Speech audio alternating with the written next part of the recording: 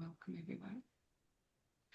Well, good evening, everyone, and all families, all parts of Australia, but especially we have a wonderful voice that's coming from England, and we are all looking forward to hear Alice speak to us tonight. So I say to you, shalom, and to those that's on here for the very first time, Norman and Barbara Miller, and we really value your uh, friendship and being on here tonight to hear a wonderful, amazing story from Alice tonight. I'm looking forward to it. Most of my family are on here tonight. And for those that are on here from Melbourne, we will see you Melbourneites very soon. So, shalom. Thank you, Norman. And I just want to thank again Carolyn Lewis, daughter of Alice Hubbers, who's our main guest tonight, joining us from the UK. And there are family members of other family members of Alice that have joined us as well. And so I just want to say, with the Indigenous Friends of Israel International, we do have a schools anti-Semitism education project, and part of that is the focus of the grade 1 and 2 and grade 5 and 6 has actually been on the Kindertransport. And Eli and Jill Rabinovich from We Are Here Foundation in Perth, and Eli's waving there. They have a In My Pocket booklet that tells the story of a 7-year-old called Doris Sim who travelled from Germany with the Kindertransport to the UK. And so it's very exciting to be able to have Alice Hubbers, 100-year-old, from the UK, join us and tell us about her Kindertransport story. So we're absolutely blessed. And so can you all make sure that you are muted? And I've got two more people waiting to come in, so I'll just get them in. And so, Alice, can you make sure that you are unmuted? Now, if David Jack was here, I would get him to show me how to have you and I both in view, in speaker view. But unfortunately, his son is at the hospital at the moment, so we are praying that all the best goes well with Tim Jack. So I don't know how to do that. So I guess we'll be switching forward between myself and Alice. So I wanted to start off by saying, can you tell us, Alice, about your life growing up in Vienna as a child? Uh, as you know, my name already and my age. I've was born in Vienna, and it was a very gentle kind of living at the time. But of course, I was not all that aware of what's going on, being a very young teenager and being surrounded by family, not having any brothers or sisters. And it was from where I was living or existing, it was a gentle way of life until, of course, Hitler came into Austria when everything got changed. And then life became very hard. And yeah, and that was time when one day when I went to school, and when after I came back from my school day, came into the business where my father was always working. We had a shop, and he wasn't there. When I asked my mum where was my father, she said the SS had been there and picked him up to take him into custody. And that was 1938. And and I didn't see my father until 1947 again. So there we are. My life in England has been very varied. I arrived in England on December the 12th, 1938. The train went through Holland and stopped at Hook of Holland with, as everybody knows by now, 1,000 children, or near enough 1,000 children, or near enough. Hook and Holland to Harwich on the ship overnight. And from there, we were put into a camp for the time being to join some other children who were there already. My time there was not all that long. I was with a friend of mine on this journey, and we were picked by a family to take us to Lincoln, to be part of the English family. But we were not very happy in Lincoln. So we asked the committee whether we could be somewhere relocated. Anyway, that so far you are up to the time.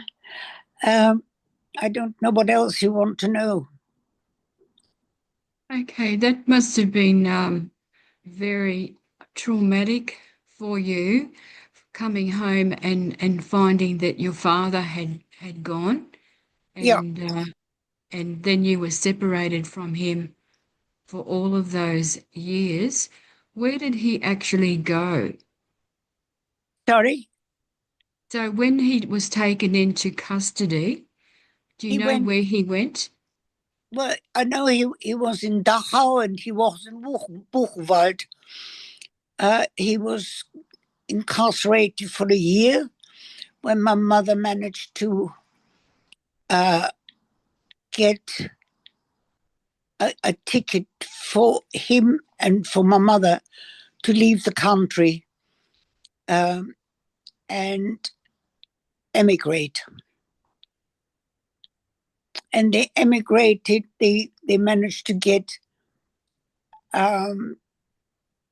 were able to get into Shanghai, being the only country and the only place where you didn't need a visa.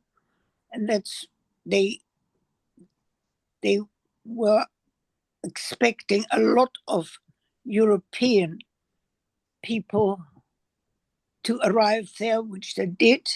And people made a living somehow or other in Shanghai, a Jewish type of living, an existence in Shanghai. Some of my father's brothers' family also went, so they were not completely cut off. Okay, so it was good at least that there was some place in the world for Jewish refugees to go, because we know many places closed their doors, and I won't go into Australia's record there, but I'm pleased at least your parents managed to eventually get out to safety. When you mentioned before about the Germans coming into Austria. We know that that was in March 1938. Yeah, You actually saw Hitler? Did you want to mention that at all? I did actually, because there was um, a lot of people in the streets and so on, and we were not supposed to look out of the windows, particularly non-Jewish people. You're not supposed to see Hitler. But we were living in a block of flats on the main street where Hitler had to come drive through. And there were thousands of people, public, queuing up to welcome Hitler with flags and shouting and so on. But you're not supposed to have been looking out of your windows, people who were not, who were Jewish. But anyway, how do you know who's looking out of the window?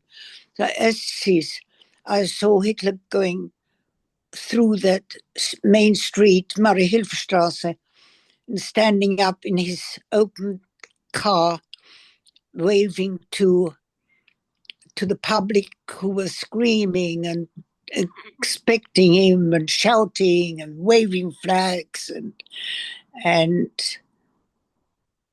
being joyful to have something else instead of what they've been used to, misery. They didn't realize how much more misery we were getting. Mm. Yes, so that certainly changed the fortunes of Austria around and particularly the Jewish people in a very harsh way.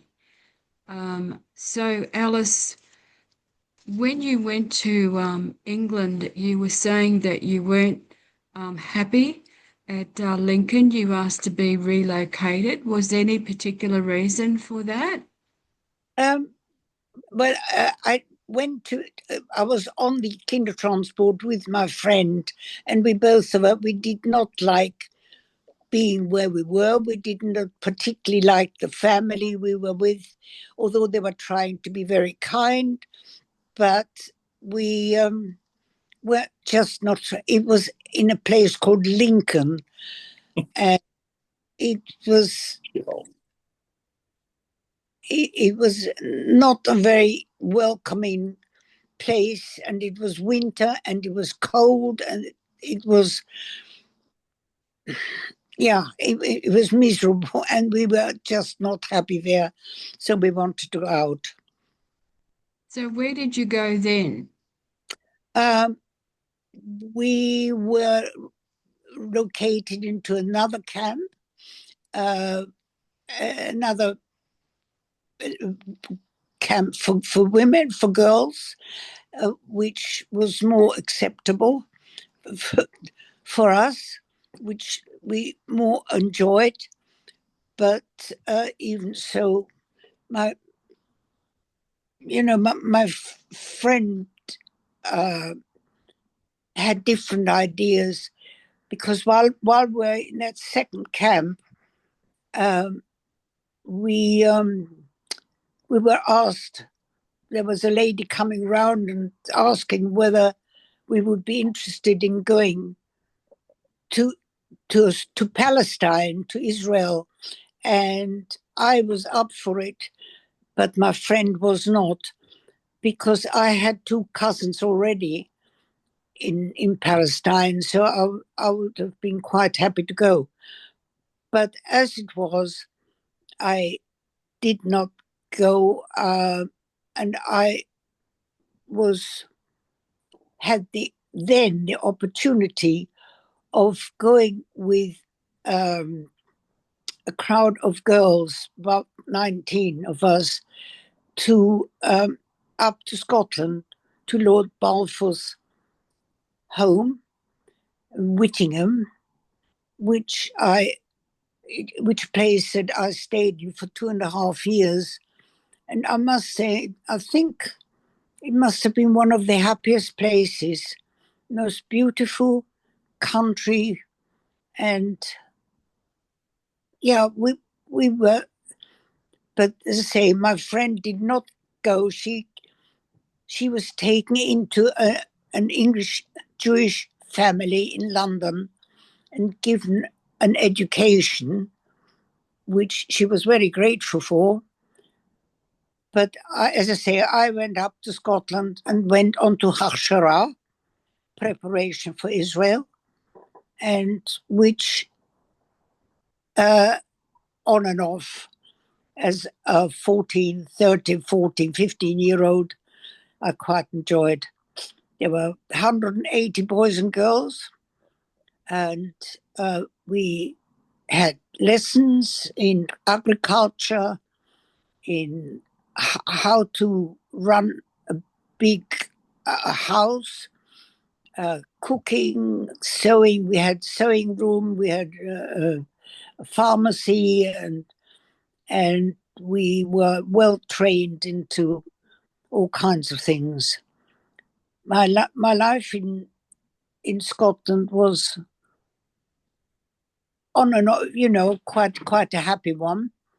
And when all be said and done, it was, as I say, one of the happiest times. We're so glad that you had some happy times in Scotland because you had a difficult time previous to that. And what was the rest of your time in England and Scotland like? I know Lord Balfour is very famous, so I'm very interested in what you've told us about there. But the rest of your time, as a young adult then in the UK, what has that been like for you? Well, I don't know. Once I left Scotland, and I came down to London, and various committees looking after me, and eventually I was living with a family in London, uh, and in Golders Green, and that was for quite some time. And strangely enough, I'm still in touch with the son of that family by the name of Mitzman, and the father of was also connected with refugees and so on. So it was nothing new. After I left the family, after some time, I felt that I wanted to have my independence. I rented a room somewhere. I looked for a job, and I just was an independent person. It was hard, sometimes very hard, because whatever I earned, I had to live on, which was not an awful lot. But I always made sure that I paid my rent so that I always had a roof over my head. Yes, so you haven't had easy times, but you're a very resilient person, and we're very blessed to be able to talk to you when you've just had your 100th birthday. What an amazing life that you've had. And I'm sure you've blessed many people over the years. I was very fortunate in some ways. I met my husband at a party, and I got married in 1952, and I've got 3 wonderful children, 2 sons and a daughter, whom I think you met, my daughter, Caroline Lewis, who, as you know, she lives in Sydney and has been a great help to me all over this time. I'm very fortunate. I've got some wonderful grandchildren and great-grandchildren, and at 100 years old, I shouldn't complain.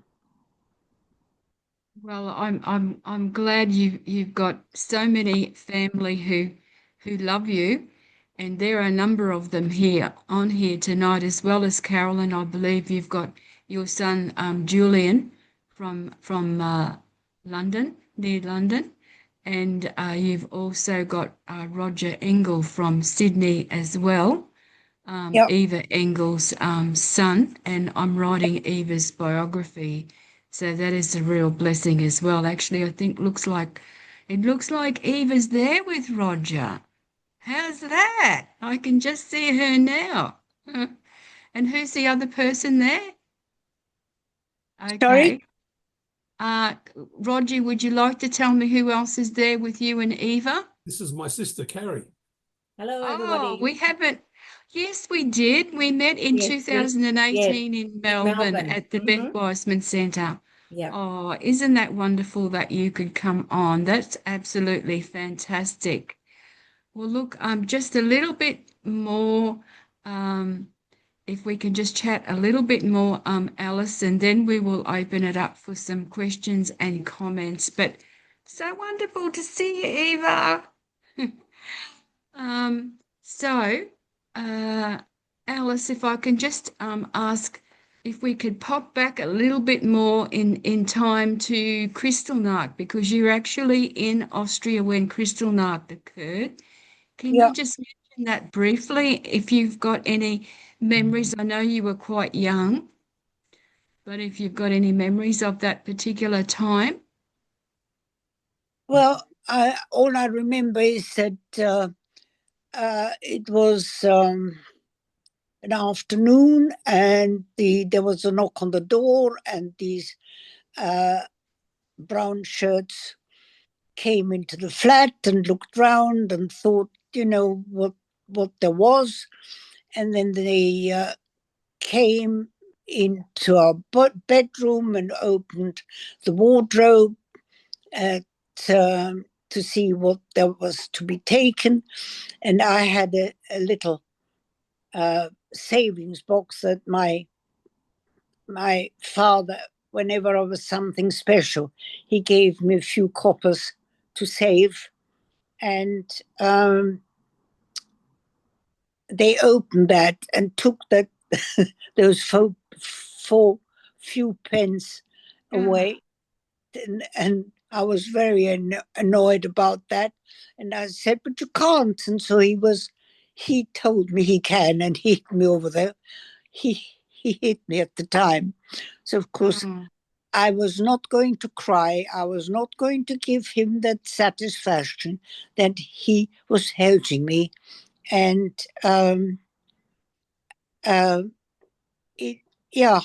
that was one of the things.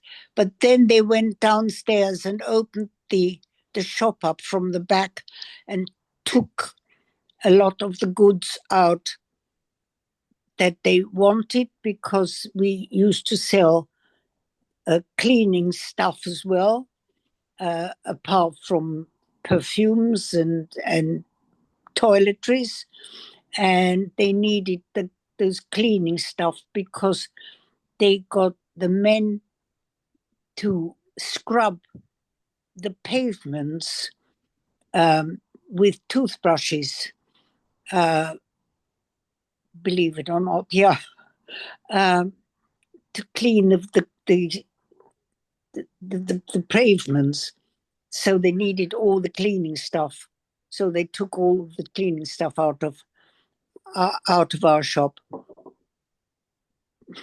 Of course, that was the end of our business.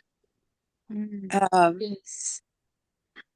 And it would have been the end of many businesses, that kind of treatment. But And also so humiliating to get the Jewish men to clean the footpaths with toothbrushes as well.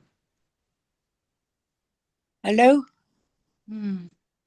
But you were very strong as a 13-year-old to complain about your money box, weren't you?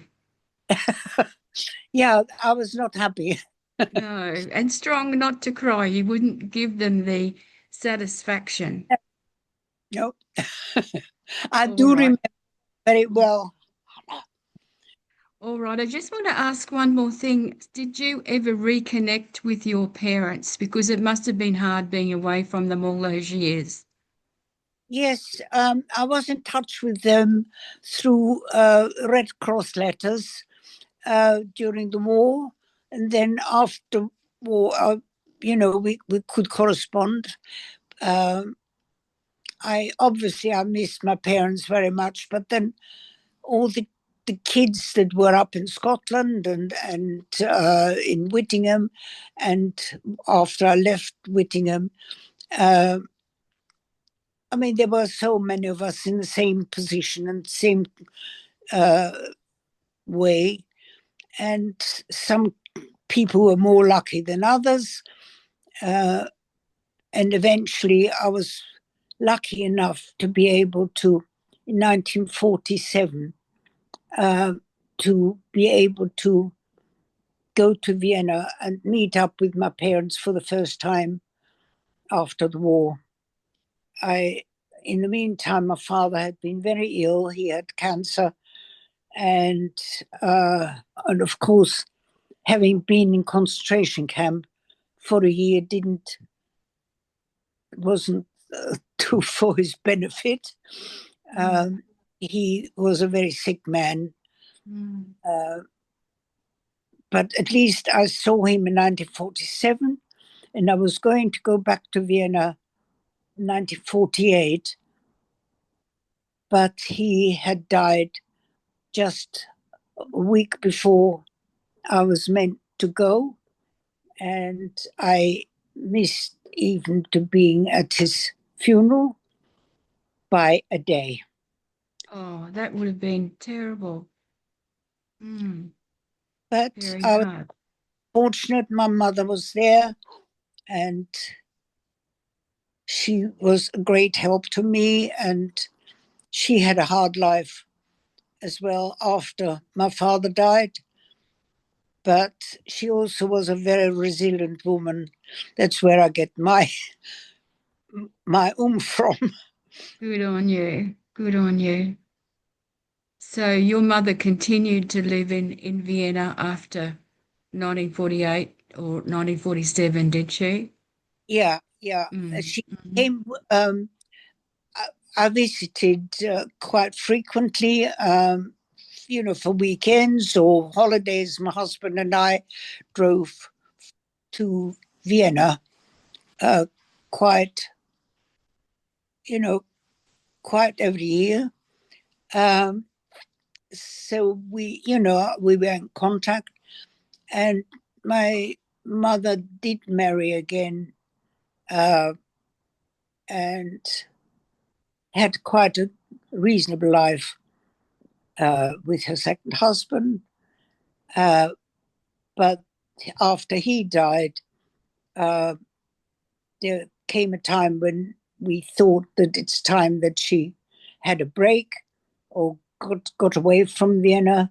And we found this very good old age home or Jewish home in the Bishop's Avenue in London. And we relocated her at the age of 98. Uh, Wow. we brought her to London, where she lived for 3 years. She died when she was 101 Mm, um, and 3 months. hmm. Well, good that you were able to spend those final years with her. Yeah, yeah, Mm. and also that was good because my children and grandchildren were able to see and talk to her and get to know her. And we to this day, we talk about, oh, well, Mutti would have liked that or something. So, yeah, it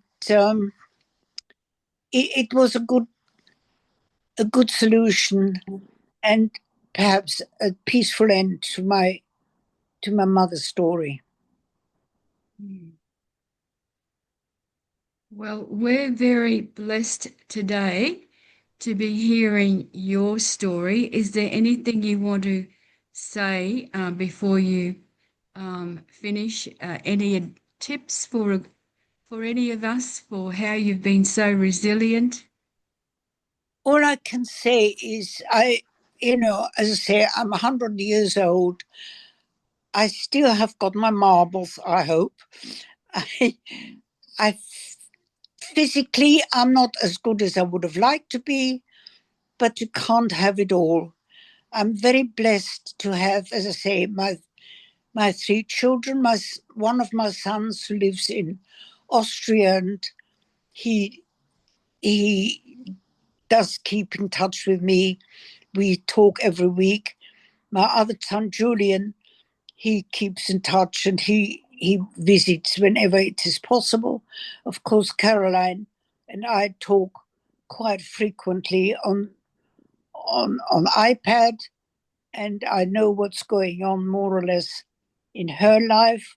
And of course, I've spent 3 months in Sydney not so long ago, and I've done that for over quite a few years. I was spending 3 months when it's winter here in Sydney, when it's summer your way. So I know a lot of Caroline's friends who have treated me exceptionally, like an aunt or another relation, and I'm very grateful for that. But apart from that, I have got a wonderful carer here who looks after me, who is with me. I just have to call her, and she is just wonderful. Everybody loves her, and she's part of the family. Well, that's great. And we're grateful to your carer for helping you to get onto the Zoom today as well, because we know that you had some problems with your email. We did. All that got sorted out just in time. Yeah. So we're grateful for that. Yeah. So you've got my story. A lot of the stuff that Caroline can verify. And I wish you luck in whatever it is that you're trying to achieve. There's a lot of work for you to do. Well, thank you very much. And look, we've got the Schools Anti-Semitism Education project, and we're hoping that stories like the Kindertransport, stories about Kristallnacht, etc., will help the students to understand what it's like and have more empathy toward Jewish people. I know your story here is you've got an adult audience tonight, and I think you might have some of those lovely friends in Sydney who are on here as well. Yeah. So which is great. So look, what we're going to do now is just open it up to anyone who wants to ask a question or make a comment. Is that okay with you, Alice? Can you make it short, because I'm getting a bit tired? All right then, yes, and you're welcome to go as soon as you need to go. 11 in the morning, So right? can we have someone put their hand up if you want to ask a question or make a comment? We'll just keep it to 3 for the moment because we don't want to wear Alice out. We can continue after that. So I'm not seeing any hands at the moment. Do you know how to put a lot of answers Caroline can give you, because obviously she knows my life as well. She's been wonderful, and to set this up and to look after me and so on. grateful for your time. I wish you luck in what you're trying to achieve. And I hope it's going to work out for you. Thank you, Alice. To try and teach the younger generation that, Jews are not such bad people. Jews are wonderful people, and we certainly hope that that message gets across. So we know that you need to go. Can I just see if there's anyone wants to make a quick question or comment, even if you just want to say hello. Roger wants to say something. Thank you. Roger Engel. Okay. Hi. Over to you, Roger. Hello. Hi, Barbara. Hi, Norman. I just wanted to add, if you want to read more about Alice's story, and this is not a plug for me, but a lot of the letters that were going backwards and forwards between her family in Shanghai and to her in England have been translated and they're now in a book. So for those that want to read more about Alice's story, that's something to think about. And the book was, correct me if I'm wrong, Caroline, you commissioned the book, but Katja here, who's on screen, was the translator. So that's worth having a look at for those interested. That is absolutely wonderful, and we can let people know when that's ready. So thanks, Roger, and we've got Sylvie's got her hand up, and maybe we could hear from Katja as well. So would you like to go next, Sylvie?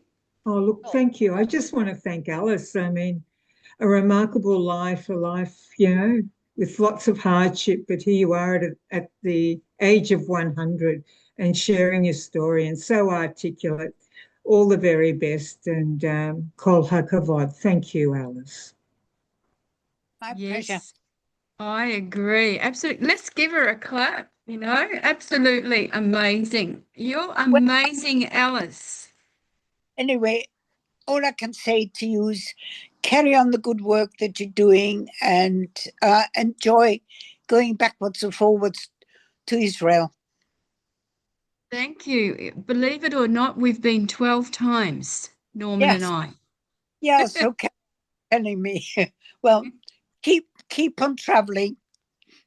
All right, thank you. It sounds to me like you'd like to bow out now. Is that the case? Yeah, just finish the conversation. All right then. Can you switch off? All right then. So, all you need to do is you can turn off on your end, and we'll keep talking here for a while yet. We don't want to wear you out, but you've been amazing, and as you said, you're certainly very sharp. Thank you. And thank you so very, very much for sharing your wonderful story. Thank you. Thank you.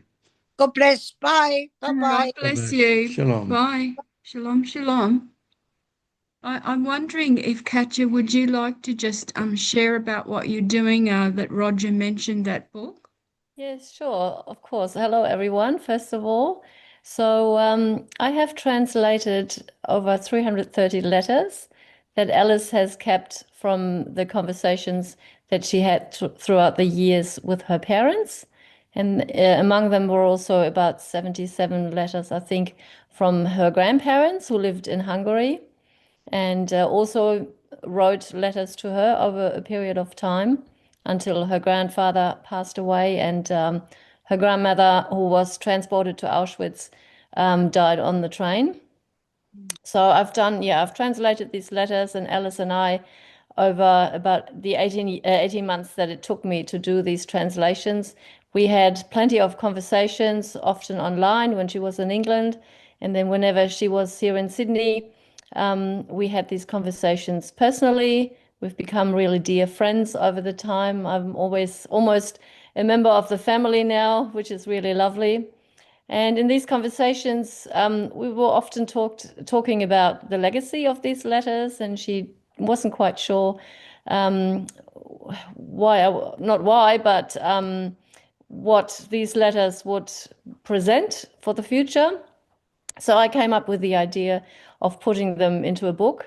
And the way I did it was that I used all these letters and wrote an introduction, wrote chapters about them, but mainly I let these letters tell the story. So at the moment, the story is basically there for the family. It's been put into a book for the family, and it has every single letter, because obviously this is very important for the family to not leave any letters out, but we wanted to show, or to have them all in a complete set. The plan is to publish the book in a way that is maybe more accessible for a broader public, where these letters would be edited in a way so that it doesn't be that it's not too repetitive for people to read. So at the moment, yes, there is a book, but it is, I mean, it's private, and it's up to the family to decide who is getting the book and who isn't. And yeah, the official version hasn't been done yet, but hopefully I'm planning to do that in the future, because it's a very, very worthwhile story. And it's not only about the Kindertransport itself, it's also about the life of the Jewish community in Shanghai and returning back to Vienna. So it really has the whole story in it, and it's an amazing one, I must say. Mm. Well, wonderful that you're doing that, Katja. And when we find out what the family wants to do with it, and if they want to make it publicly available, let us know, and we can let other people know about it. So thank you so Absolutely. very much. So is there someone else who would like to put your hand up and make a comment? Eli? I just want to say hello, everyone from Perth, Australia, not Perth, Scotland. Although my wife Jill, who's sitting here next to me, and myself, we've been very involved with the Scottish family of Dorith Sim, who was 7.5 when she went from Kassel in Germany through to originally Edinburgh.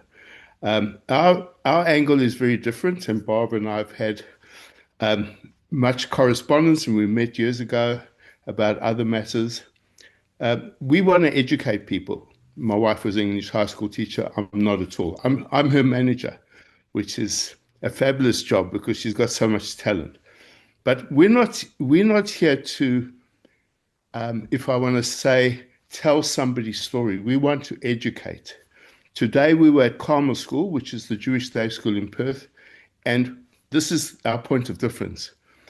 Today it's what they call a pupil-free day, or what they call it, Joel? Yeah, you just tell me the answer.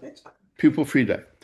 So we had all 40 teachers of this primary school, which is, if you're in Sydney, the equivalent of Mariah, or if you're in Melbourne, the equivalent of Mount Scopus. So every single teacher, Jewish or not Jewish, attended our Jill's workshop, and then afterwards they painted their pocket. If you don't know about In My Pocket, you can go on the internet and find out more about it. But that is what we call being proactive, because we want teachers to know the story of the Kindertransport, the story of kindness, of empathy. And for us, and I just have to be very honest, it's no good writing a book because I'm absolutely not connected to the Kindertransport at all. My history is, I was born in South Africa, my mother was in Latvia, my father in South Africa. We're not Kindertransport, but that does not preclude anybody getting the passion to educate. And that's what we're doing in Sydney with Mariah, which is the main Jewish day school there. We're having a class of 100 students in a couple of weeks' time, year 6. So ours is a very proactive approach towards a topic that can teach a lot of us about this important part of history. We're not teaching about the Holocaust. We're teaching about the escape from danger, the escape from what happened.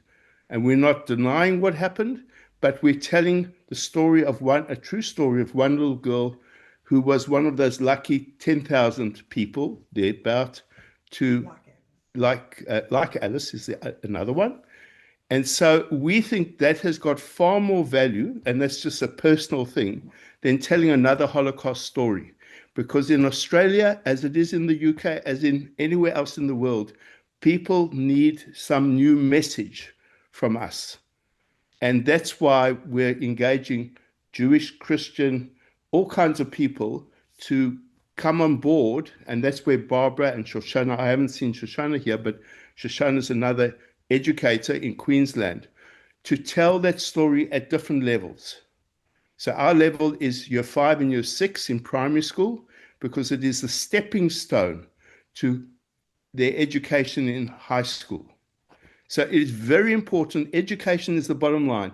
And if you live in Australia, you hear about our politicians always talk about education, education, but they're doing very little about it. So it's up to people like, I think, Barbara, Shoshana, myself, and I hope the rest of you, to actually do something about educating people. So come join us, whether you're coming to join Barbara or ourselves, and let's educate people about the moral, okay, the humanity of what good people did for other people, irrespective of their background. That's my political message. Thank you. Thank you very much, Eli. You and Jill are doing a wonderful job, and we so appreciate what you have both been doing over. Hi, Jill. So appreciate what you've both been doing over many, many years in schools in WA, South Africa, Melbourne, and Sydney. And we're happy that you are on the advisory panel for our schools anti-Semitism education project, and you've been a great resource to help us with that. So thank you so much. And as I said, you know, we are using the same resource in my pocket that Jill and Eli are using. We've just reframed it as an anti-Semitism unit, but again, it's there to, as Eli has already said, to promote empathy and compassion and understanding with students of displaced people, refugees, including the Jewish experience. So I just want to make a point that's very crucial, which we both understand. You got to get these kids young. Okay, it's no good. I'm sorry to say, it's no good sending a kid, irrespective of their background, into a Holocaust museum when they're 14, 15. It's too late. You got to get them. This is what we've found when they're in primary school. And we're finding that Barbara's and Shoshana even taking it younger. And just think about it, how much harder it is to try and re-educate a 14 and 15-year-old. Okay. absolutely, totally agree, Eli. So thank you so very much. So is there anyone else who'd like to ask a question? Because as Alice said, Caroline, her daughter, is here to be able to answer questions. Or does anyone just want to make a comment? We're happy to hear from you. We've got a little bit of time left as yet. Just put your hand up if you have a question or a comment. Eva, you put your hand up. Who's got their hand up? Eva did. Eva. Oh, we'd love to hear from you, Put Eva. your sound on, Eva. Oh, Eli. Okay, Now, Hi, Eva. I fully agree with what you say, because by the kids are 12, 13, 14, not are they preconceived ideas, but the home life that they come from is already a great, great influence. And I'm working in the Jewish Museum. When you talk to young, I mean, some of them, I wouldn't say where they came from, but there's already a very preconceived idea from the home life of what Jews are. And what you're saying is get them young. I work with 6-year-olds, 7-year-olds, and I tell my story because I was that age. No, it's a different story altogether because it's a very early story from Vienna. But by the time the kids are 10 and 12 years old, they've heard the stories, which could be very biased from the parents already. So I fully agree with you. Get them much younger. Get them young. Talk to them young. Absolutely. Thanks, Eva. And look, Eva has for many, many years been volunteering at the Sydney Jewish Museum and Courage to Care, telling her story. And one of the incredible things about Eva is that she's um, got together a child survivors of the Holocaust group in the early days, recognizing that child survivors have stories as well, and people who thought they didn't have stories, she encouraged them, yes, you do have a story. She encouraged them to be able to tell their story.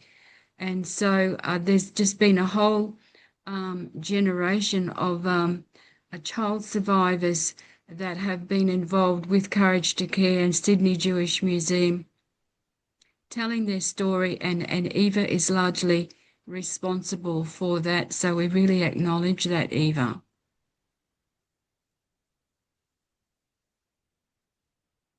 Did you want to say something, Roger? No.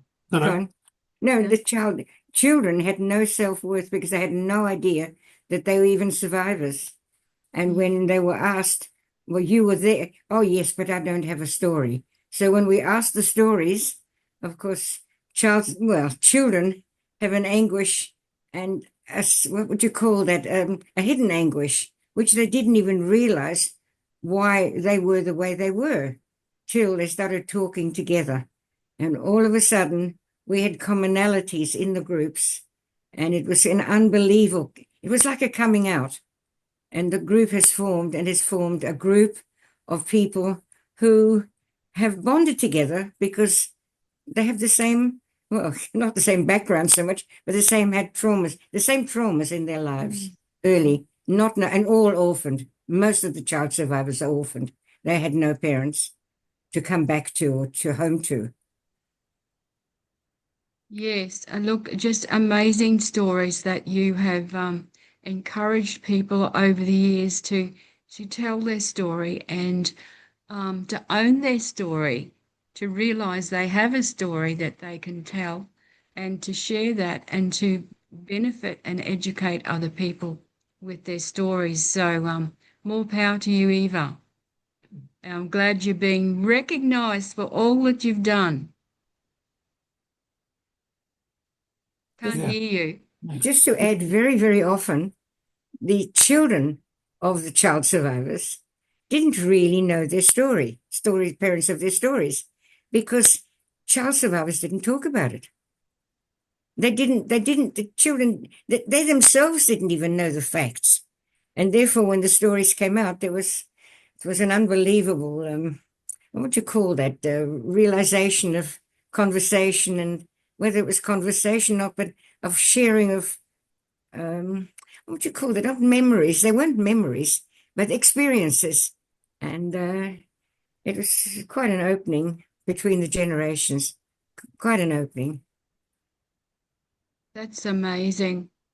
Thank you so much for that, Eva, and I'm so glad you could come on tonight. Barbara, Yes. I just have a comment. I asked, we live in Perth and we don't always know people. And my wife asked somebody, Lisa Lewis, who's somebody I met through my previous project on the Partisan song. And she's related to the Lewises, but she's related to David Lewis. So Jill just asked, that's where Jill was out, to come back to say, that's the wife, Caroline. Is that right? That's right. That's And right. I met Yes. Dave. I met David in London, but I believe he is the chairman of, or whatever you call of the Great Synagogue. Is that The correct? president, yes. Yes, president. You see how we're all connected? Okay. And Absolutely. Isn't it amazing? yes, and I don't know. I think she's disappeared because I can't see her on the screen anywhere. So can someone get her message? Because I'd love to meet them when we come to Sydney, as I would with Eva again, okay, and continue our old conversation, okay? Because the thing is that when people get together and they can relate a story, in our case, that's not our story. It's got a lot of power to it. I think sometimes when it's your own story, no disrespect, but when it's your own story, you're very passionate about it. Okay. So I just know that we need to connect as people to share all these things. And my question is, I have a difficulty with people like media, people, the Heigerfensters, as you say in Yiddish, okay, the big knobs, where they have got their narrative and they're not interested in anybody else's. And yet I will tell you that we've done more work with Dorit Sim's story as a little girl, okay, who went to Scotland, and her family all live in, what's it, the Eyre Peninsula, okay? And yet I would guarantee to you guys that we've put them on the map in Australia. And that's not my ego. It's just because it's not our story. And we just take it with such passion because it is a symbol of the Kindertransport, of what people went through, as especially obviously young people. So we should really share this passion so that we can move forward and let other people know about what's. Absolutely. So we'll take that on board, Eli, and pass on what you've said. Yes. And we will probably come to near the end now, but unless anyone's got anything burning you want to say, but I also want to let those who are in Melbourne know that we will be there from the 28th of July to the 3rd of August. And on the Wednesday night, the 30th, we'll be having an information meeting on the school's anti-Semitism education project, hopefully at the Beth Wiseman Centre, but we have to finalise that at about 4:30. So anyone who's in Melbourne, we would love to have you come contact us and we'll confirm the venue and timing of that. So it's amazing what we've been able to share tonight in terms of hearing Alice's amazing story, and thank you so much for the others that have contributed. Okay, we've got one last person. Could you just be brief then, Makisa? You can unmute.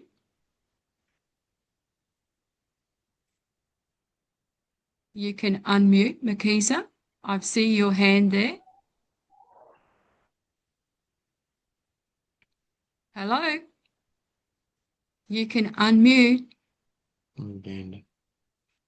Yes. So we have Makisa joining from Uganda, but you're muted.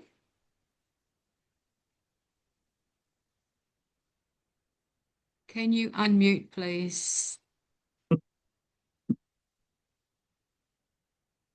Okay. So what would you like to say? We're listening.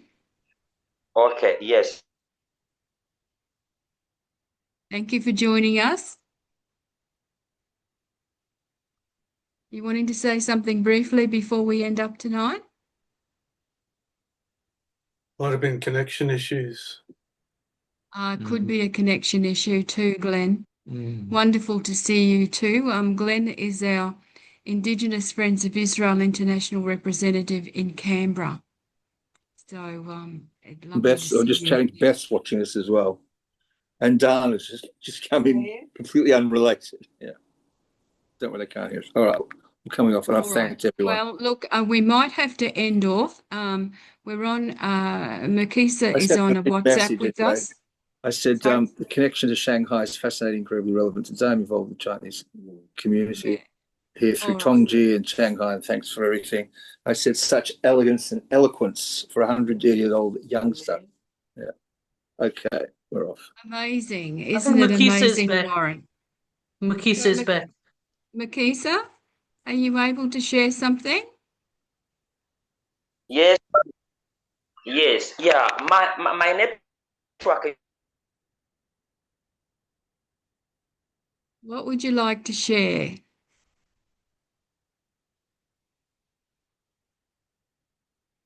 You might be having connection problems again. How about you share with us in the WhatsApp and I can include that when I send the recording out of our meeting tonight. Okay? I'm so pleased you were able to come. I know this is the first time you've joined us, so we really appreciate that. So would you like to just ended? Well, thank you all for being on here tonight, and especially Alice. Sorry. What an So I amazing. was What's that? Just ended. What an amazing story from Alice, 100 years of age, and we're cheering her on. And Alice, to you and your family in Sydney, I'd like to thank family in Sydney, your friends in Sydney, And but also Julie in England as well. absolutely. And so just it was a very, very special night. And I know that we're going to, as Barbara mentioned, we'll be in Melbourne fairly soon in the next few days. So we will be all rugged up like many of you. We have the fan here going on in our lounge, and but we know the weather is different down your way. So look, once again, thank you, and I hope you have a wonderful rest of the evening. And I say to you all, shalom, until we meet again, which is very, very soon. Bless you all. Blessings. Bye-bye. Good night. Thank you very much. Thank you Thank for you. coming. Thank Good you. night. Good night. Thank you, John. Sure. Thank you. Good night. Good night. Bye-bye. Good night. Good night. Thank you. Good night. Good Good night. night.